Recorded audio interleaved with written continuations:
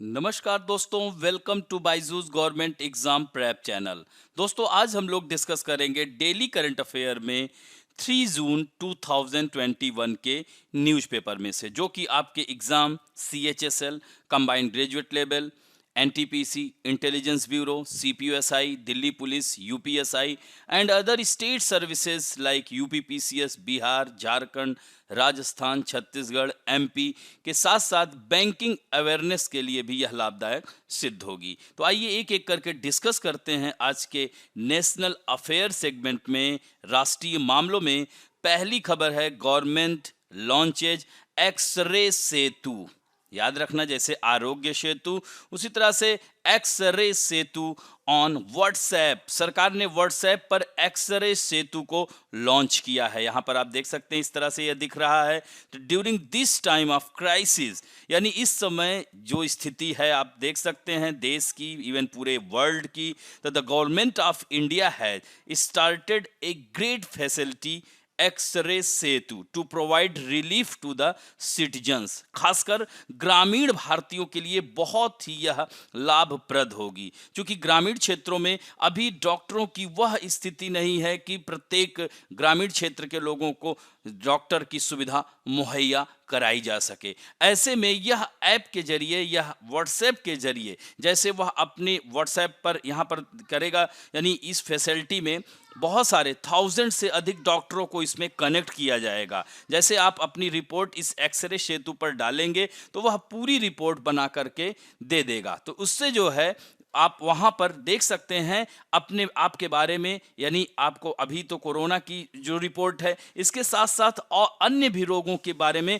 आपको पता चल जाएगा। तो through this facility by sending X-ray on WhatsApp, यानी आपको एक्सरे आपका करा करके भेजना है। It can be found out whether a person is corona infection or not, यानी अभी तो यह कोरोना के लिए यूज होगा कि वह कोरोना से ग्रसित है कि नहीं, उसका लंग्स प्रभावित है कि नहीं, यह सब बातें तो वह कौन देखेगा? उसमें पूरा डॉक्टर की पूरी एक कम्युनिटी होगी, पूरा उनका ग्रुप होगा, उससे जुड़ेंगे।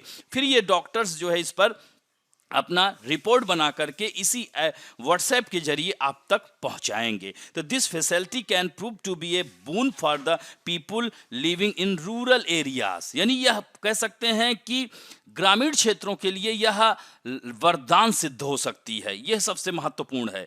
तो at present no fee is being charge for this, यानी इसके लिए अभी देख रहे हैं ना कि ये डॉक्टर्स फ्री सेवा करेंगे, इस पर कोई भी चार्ज नहीं लगाया जाएगा। तो x ray Setu is an AI based platform. AI means artificial intelligence, which is being operated on WhatsApp, यानी जो कि आपके WhatsApp से यह ऑपरेट किया जाएगा। The platform has been developed by the NGO art park, यानी artificial intelligence and robotics technology park, setup by the Indian institute of science and the department of science and technology, जिसे DST भी कहेंगे, government of India, in association with Niramai a health tech startup. यानी इस platform को Indian institute of science द्वारा स्थापित NGO art park, यानी AI and robotics technology park और इंडियन गवर्नमेंट के department of science and technology ने एक health tech startup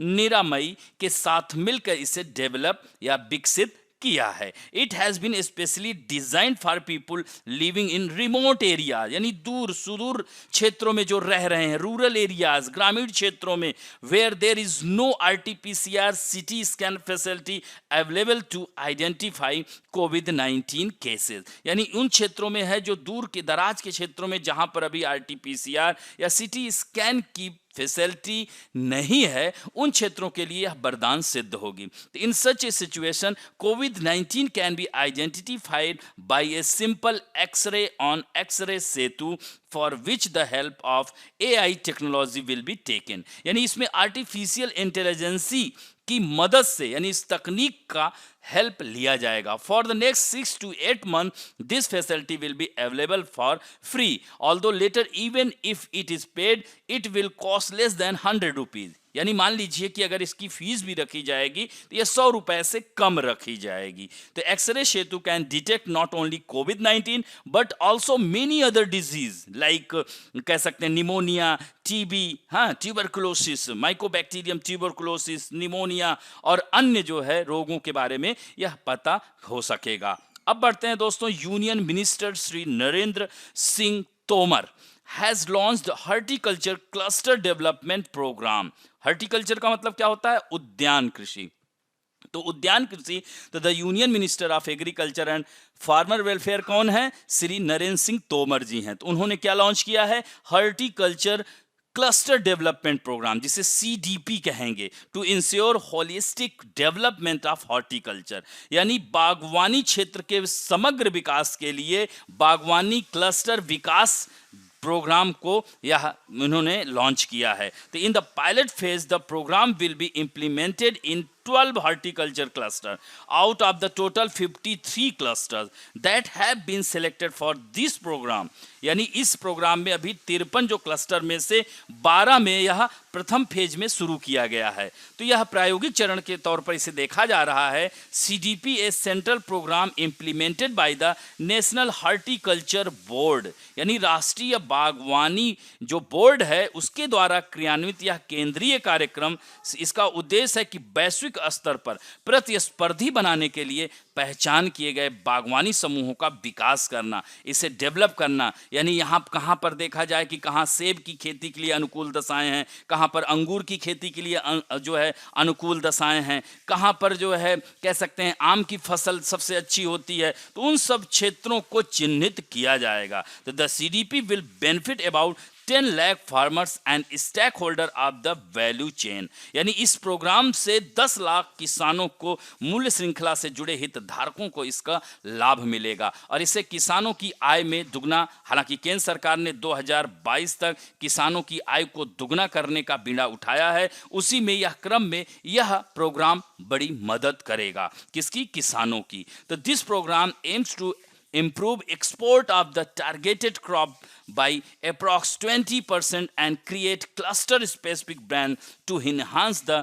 competitiveness of cluster crop, यानी 20% तक बढ़ोतरी करना निर्यात में और क्लस्टर फसलों की जो प्रतिस्पर्धात्मक बढ़ानता को बढ़ाने के लिए क्लस्टर विशिष्ट ब्रांड भी बनाना है। तो सभी जो 53 क्लस्टर में लागू होने पर CDP से 10,000 करोड़ रुपए के अनुमानित निवेश आकर्षित होने की उम्मीद है। ऐसा माना जा रहा है कि 10,000 करोड़ जो है rupees when implemented in all the 53 clusters, यानी अगर इन 53 क्लस्टर का प्रयोग किया जाएगा तो 10,000 करोड़ रुपए के निवेश की ऐसा माना जा रहा है कि उम्मीद है। तो the cluster of the pilot phase include Shopian, यानी ये जम्मू एंड कश्मीर में है, किन्नौर हिमाचल प्रदेश में है, फॉर एप्पल, यानी यहाँ पर सेब की खेती होती है। अब लखनऊ में सेब के लिए नहीं किया जाएगा, Lucknow, Kutch and Mehboob Nagar Telangana for mango, आम के लिए, Anantapur and Theni for banana,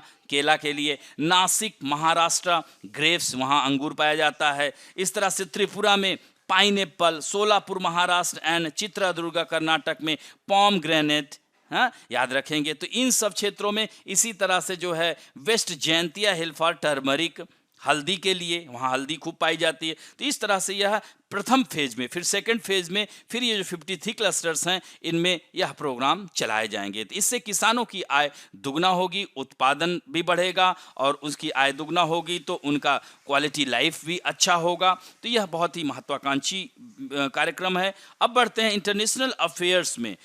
2 Russian astronaut spacewalk on ISS, यानी इंटरनेशनल स्पेस स्टेशन। तो 2 Russian astronaut spent more than 7 hour outside the International Space Station to prepare for the arrival of a new Russian module, यानी 2 रूसी अंतरिक्ष यात्री 7 घंटे से अधिक का समय उन्होंने ISS पर बिताया। चूंकि आगामी उनकी तैयारी है रूसी मॉडल की डेवलप करने की। It was the first space walk for both Oleg Novitskiy, याद रखेंगे, Oleg Novitskiy and Pyotr Dubrov who arrived at the space station in April and it lasted 7 hours and 19 minutes. वहां पर 7 घंटा 19 minute तक चले और it was broadcast live by NASA. NASA के द्वारा इसे ब्रॉडकास्ट किया गया। इसे 2007 में ही लॉन्च करना था लेकिन इसमें लेट हो गया। देरी के बाद नौका को 15 जुलाई 2021 में लॉन्च करना है।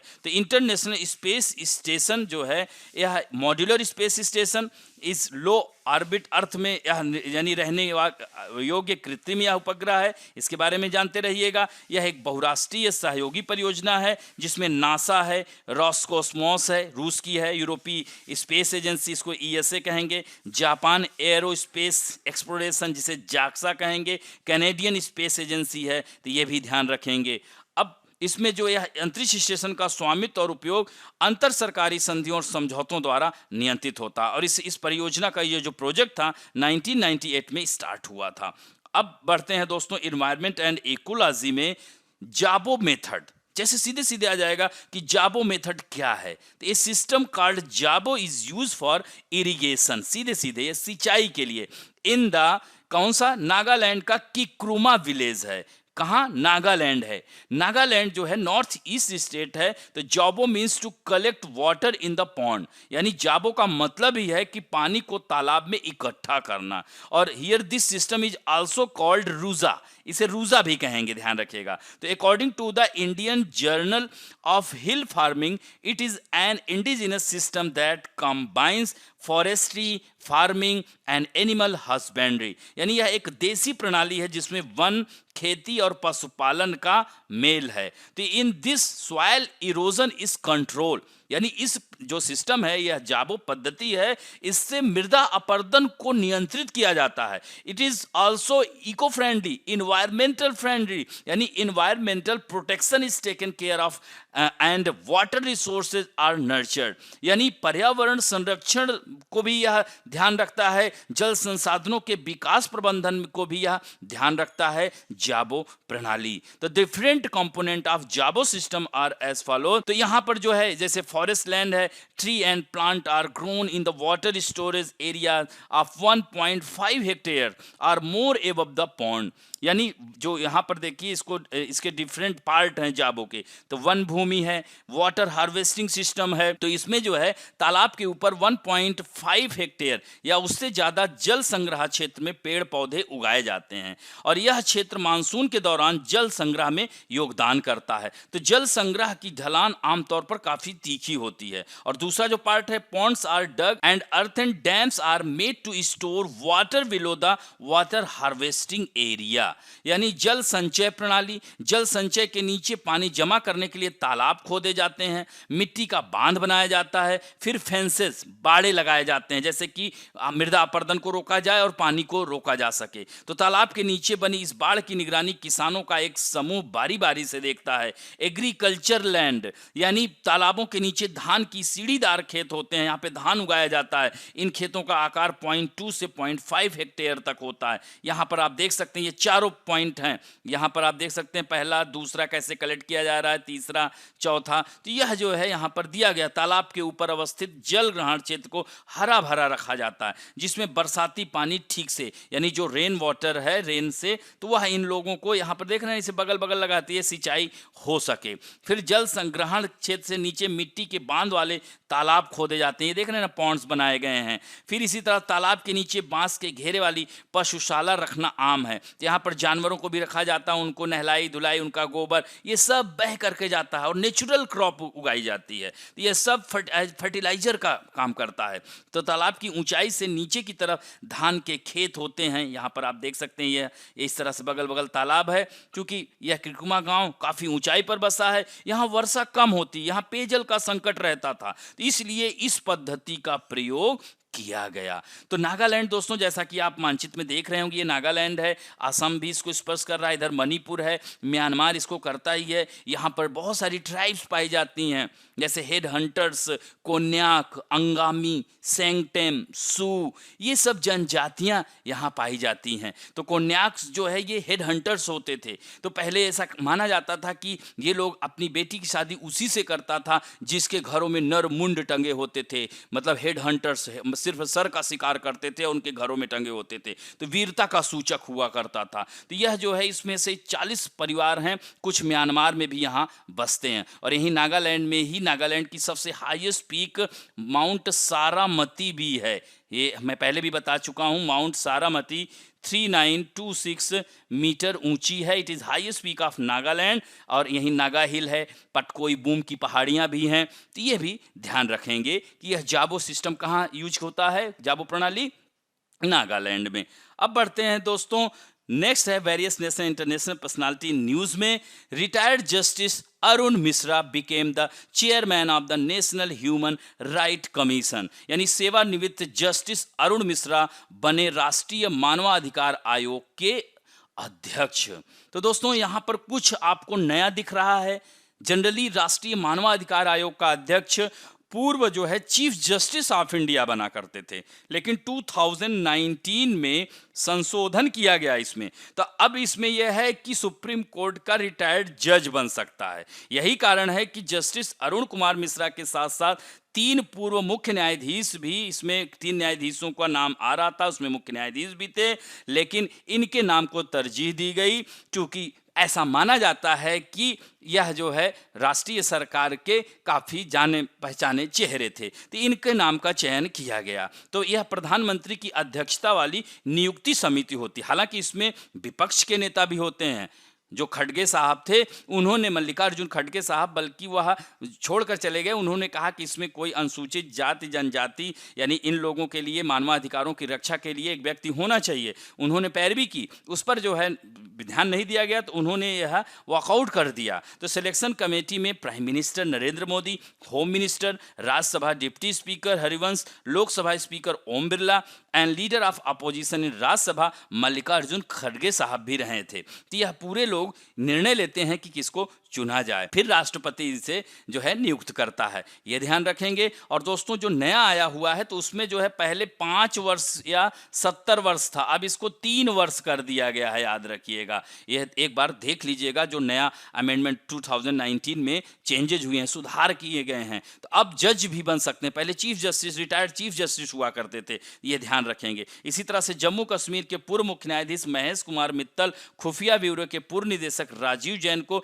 NHRC के सदस्य के रूप में अपॉइंट किया गया है। The post of chairman is NHRC have been laying vacant for more than 5 month, यानी 5 महीने से ये खाली थी। इससे पहले कौन थे? जस्टिस HL दत्तू साहब थे। अरुण कुमार मिश्रा जी मध्य प्रदेश के न्यायाधीश भी नियुक्त हुए हैं। 2014 में राजस्थान उच्च न्यायालय और कलकत्ता उच्च न्यायालय के मुख्य न्यायाधीश के रूप में भी कार्य कर चुके हैं। यह 1978 में एज ए लॉयर के रूप में प्रैक्टिशनर थे, फिर धीरे धीरे यह जज बने और हाई कोर्ट के मुख्य न्यायाधीश और सुप्रीम कोर्ट के जज तक यह बने थे। अब इसी में थोड़ा जान लीजिए, नेशनल ह्यूमन राइट कमीशन 1993 में इसकी स्थापना हुई थी। हेडक्वार्टर इसका नई दिल्ली में है और यह एक स्वतंत्र वैधानिक संस्था है। अब बढ़ते हैं, Isaac Herzog becomes the newly elected president of Israel defeating Miriam Peretz. इन्होंने मिरियम पेरेड्ज को हराया। सोचिए, अगर मिरियम पेरेड्ज जीत जाती तो वह इजराइल की पहली महिला राष्ट्रपति होती। तो presidential election were held in Israel in which veteran leader Isaac Herzog, इन्हीं का यह पिक्चर है, on and became the 11th president of Israel। यह इजराइल के 11वें राष्ट्रपति बने हैं। वहां की संसद का नाम क्या है? नेसेट है। तो 120 सांसदों ने नए राष्ट्रपति को चुनने के लिए वोट डाले और 120 में से कितने वोट चाहिए राष्ट्रपति बनने के लिए? तो 61 वोट चाहिए। तो academician Miriam Peretz stood opposite Isaac in the race for the presidency. अगर वो जीत जाती तो पहली महिला राष्ट्रपति होती। और हेरजोग इजराइल की लेबर पार्टी के पूर्व अध्यक्ष और विपक्ष के नेता भी रहे हैं। He had earlier stood against Israeli prime minister Benjamin Netanyahu in the 2013, लेकिन हार गए थे, यह ध्यान रखेंगे। तो यह भी महत्वपूर्ण है। और यह जो है हेरजोग का 7 साल का कार्यकाल 9 जुलाई से शुरू होगा और वर्तमान राष्ट्रपति रेउवेन रिवलिन अगले महीने पद छोड़ने वाले हैं। तो ये 7 साल का इनका यह कार्यकाल होगा, ये भी ध्यान रखेंगे। अब बढ़ते हैं दोस्तों बुक्स एंड अवार्ड्स में। आज हमने 5 चर्चित पुस्तकें ली हैं। Justice A K. Ranjan, Madras high court के justice, retired justice. Agriculture acts 2020 याद रखिएगा। My life in full, work, family and future, Indira Nooyi, PepsiCo की head. Save youth and save nation, Seema Hingonia, ये भी बहुत चर्चित बुक रही है। The thin mind map, Dharmendra Roy की बुक है। और मगधनामा, कुमार निर्मलेंदु की है। तो ऐसे 5-5 का सेट बना करके याद करेंगे तो आसान हो जाएगा। अब बढ़ते हैं banking and finance related news में। OECD TRIMS India growth forecast for financial year 2022, यानी 2022 में 9.9 का अनुमान लगाया है। यानी OECD ने वित्त वर्ष 2022 के लिए भारत के विकास अनुमान को घटाकर 9.9 कर दिया है। यानी जबकि आर्थिक सहयोग और विकास संगठन ने मार्च में 12.6 की वृद्धि का अनुमान लगाया था। लेकिन यह जो सेकेंड वेव कोरोना की दूसरी लहर आई, इसकी वजह से भारत में पूरा अस्त व्यस्त हो गया, जिसकी वजह से OECD ने अपना नया आंकड़ा जारी किया है। यह लॉकडाउन को देखते हुए यह कटौती की गई है। तो according to the OECD, the pandemic can be contained quickly, but GDP growth will still be around 10% in 2021-22 and 8% in 2022-23 रहेगी। और यह इसके बारे में जान लीजिए। OECD इसमें जो है 37 मेंबर इसके कंट्री देश हैं।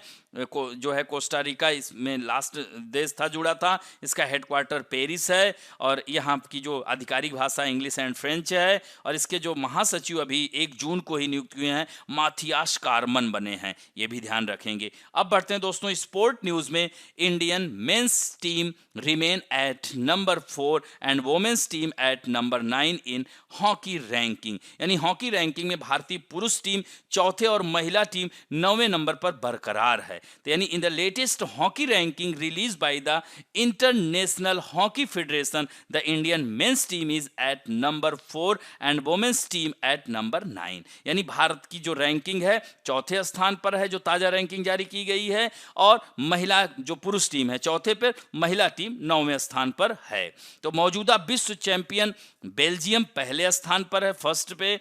2019 का FIH हॉकी प्रो लीग विजेता ऑस्ट्रेलिया सेकेंड रैंक पे है। नीदरलैंड तीसरे पायदान पर है। जर्मनी 5वें पर है, चूंकि भारत अपना चौथे पर है। ग्रेट ब्रिटेन छठे पर है।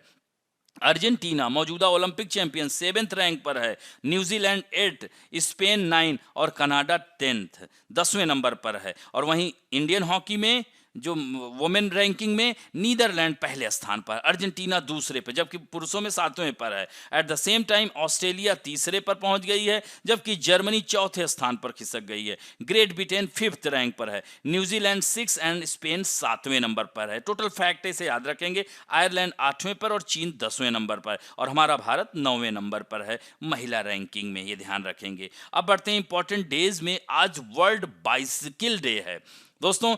बाइसिकल या विश्व साइकिल दिवस आज के दिन मनाया जाता है। ये बहुत ही उपयोगी है आज। और सबसे पहली चीज है कि यह पर्यावरण को सुरक्षित भी रखता है, कार्बन इमिशन को रोकने का कार्य करता है और शरीर को स्वस्थ रखने में महत्वपूर्ण भूमिका निभाता है साइकिल। तो इसीलिए दोस्तों आज के दिन हर साल वर्ल्ड बाइसिकल डे मनाया जाता है। और यह 2018 में संयुक्त राष्ट्र महासभा ने इसे जो है घोषित किया, मनाने का निर्णय लिया। इससे क्या होगा कि इससे जो है शरीर, एथलीटों और अपना खुद का भी स्वास्थ्य मजबूत रहेगा। यानी पर्यावरण अनुकूल भी है, इससे कार्बन डाइऑक्साइड का इमिशन भी रुकेगा। तो इस बार वर्ल्ड बाइसिकल डे 2021 का जो थीम है वह है uniqueness, versatility, longevity of the bicycle and it's being a simple, sustainable, affordable means of transportation. यानी कह सकते हैं कि यह जो है परिवहन का सबसे सस्ता उपाय है और इससे आपका स्वास्थ्य भी अच्छा रहेगा, पर्यावरण सुरक्षित रहेगा, पारिस्थितिकी संतुलन बना रहेगा। कितना बड़ा काम करती है साइकिल, सोचिए। और भारत दुनिया का दूसरा सबसे बड़ा साइकिल मार्केट है। जैसे अपने हरियाणा में पानीपत है, साइकिल का हब माना जाता है, याद रखेंगे। अब बढ़ते हैं, let us talk about some important fact.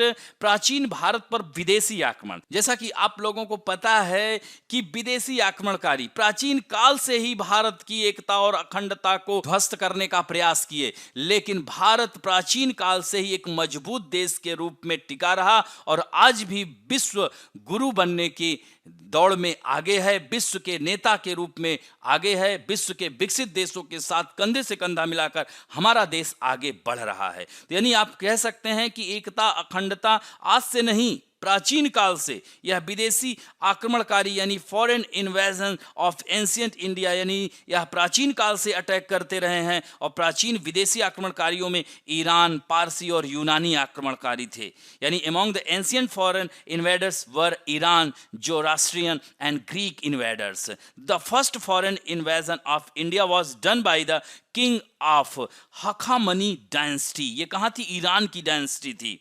तो इस वंश के संस्थापक कुरुस या साइरस कहेंगे।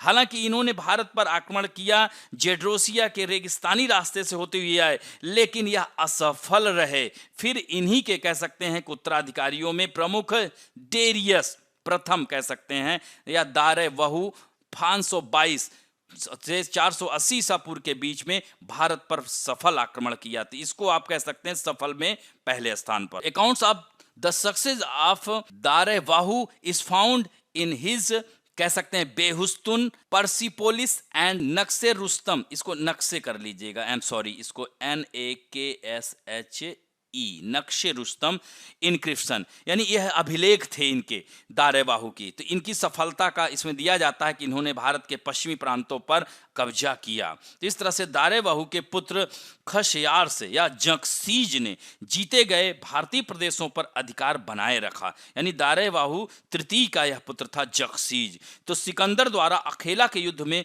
जब पराजित हो गए तो ये लोग यहाँ पर ईरानी अधिकार समाप्त हो गया। तो इस तरह से ध्यान रखेंगे। तो यानी ईरानी पारसिक सेकंड वॉज फॉरेनर जो है फॉरेन इन्वेडर। तो इसमें डेरियस प्रथम, दारा प्रथम ने 516 में पूर्व में आक्रमण कर भारत के पश्चिमोत्तर भागों के 20वें प्रांत शामिल कर लिया था। तो इस तरह से कह सकते हैं कि उत्तर पश्चिम प्रांत में भारत के 200 वर्षों तक ईरान और पारसी का अधिकार क्षेत्र था। तो इनका प्रभाव भी पड़ा। ऐसा नहीं कि देखिए कोई भी, जैसे अंग्रेज अपने यहाँ शासन किए तो उनका भी प्रभाव रहा है, आज तक उसका प्रभाव रहा है। तो यहाँ पर जैसे कि खरोष्ट लिपि, खरोष्ट नामक नई लिपि का जन्म हुआ, क्योंकि ईरान की जो लिपि थी अरामाइक लिपि, तो उसी से यह उत्पन्न हुई है खरोष्ट लिपि। इसी के साथ साथ भारत में ईरान के संबंध अच्छे होने के कारण ईरानी मुद्रा भी प्रचलित हुई। तो फारसी स्वर्ण मुद्रा डेरिक कहलाती थी और रजत मुद्रा जो है सिगलोई कहलाती थी। तो after the Iranian and Persian invasion India had to face the Greek invader Alexander. यानी ईरान और पर्सिक के बाद आक्रमण किसने किया? सिकंदर ने 326 BC में। तो सिकंदर मैसिडोनिया मकदूनिया के क्षत्रप फिलिप द्वितीय का यह पुत्र था और इससे यह जो है हारा नहीं था कभी। तो सिकंदर ने भारत पर 326 ईसा पूर्व आक्रमण किया। यानी Alexander invaded India in 326 BC और आम्भी सोचिए इसका सपोर्ट किया था। तो इसलिए भारत में शुरू से ही मतलब गद्दारी होती रही है। तो भारत की धरती पर सिकंदर का विरोध अगर किसी ने किया तो वह पोरस ने किया। लेकिन पोरस की वीरता को देखते हुए सिकंदर ने पूछा तुम्हारे साथ क्या करना चाहिए? तो उसने कहा कि एक राजा के साथ जो उचित हो, जो राजा के साथ जैसे करना चाहिए उस तरह से। तो उसकी बहादुरी को देखते हुए उसने उसके राज्य को लौटा दिया। झेलम का युद्ध था। तो यह ध्यान रखेंगे। अब बढ़ते हैं दोस्तों आप लोगों के सेक्शन में। आज फिर से उत्तर देने वालों में वही लोग हैं, Anurag Upadhyay, Roli Saroj, Mohsin Rathore, Jasmine Sharma, SK, Sadhana Patel, Ranjan Kumar, Hemant Sharma, Arif Ahmed, Ajay Singh, Subhash Rani, Moni Gupta, Suraj Upadhyay, Divyanshi Singh, Ankita Rathore, Ekta, Sagar, Ayesha Rahman, Ullas Chandra Rana ji, Vinod Jaiswal, Naim Ansari ji, Mohit Lochap, A B inside, Monika Tiwari, versatile bird, Anudhama, Yadhum Oore, Yaavarum कैलीर, श्रवण खालिंग, इतने लोगों ने लाइक एंड कमेंट दोनों किया है। आशा करता हूं कि आज और ज्यादा से ज्यादा लोग कमेंट करेंगे।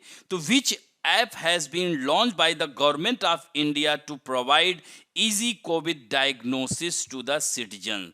यानी नागरिकों को आसान कोविड डायग्नोसिस प्रदान करने के लिए भारत सरकार द्वारा कौन सा ऐप लॉन्च किया गया है? सिटी सेतु, टेस्ट सेतु, एक्सरे सेतु या advance Setu? Which of the following space agency is not a participant in the international space station project?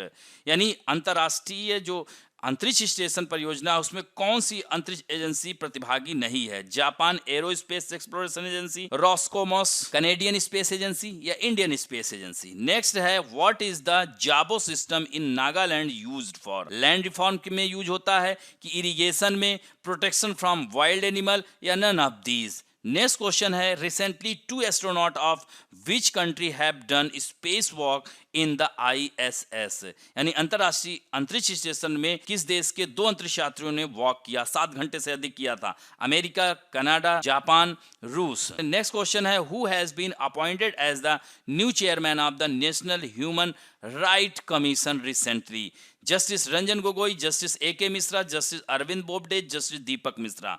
Next question है save youth and save nation book के लेखक कौन हैं? Dharmendra Rai, Seema Hingonia, Kumar Nirmalendu, Anant Vijay. Next question है where are the headquarter of the organization for economic cooperation and development located? यानी OECD का जो है मुख्यालय कहाँ है? जिनेवा, पेरिस, रोम या लंदन? नेक्स्ट क्वेश्चन है what is the position of the Indian men's team in the latest hockey ranking release by the International Hockey federation? Second position पे है, थर्ड पे है, फोर्थ पे है या फिफ्थ रैंक पर है? नेक्स्ट क्वेश्चन है विश्व साइकिल दिवस कब मनाया जाता है? 1 जून, 2 जून, 3 जून या 4 जून? नेक्स्ट है when did Alexander invade India? Bharat पर कब आक्रमण किया था? 226 BC, 326 BC, 336 BC या 426 BC? इस तरह से इन 10 प्रश्न के उत्तर दीजिएगा। आशा करता हूं कि आज की भी वीडियो आप लोगों को अच्छी लगेगी। अगर दोस्तों अच्छी लगे तो please like, share, subscribe and bell icon दबाना ना भूलें। थैंक यू दोस्तों।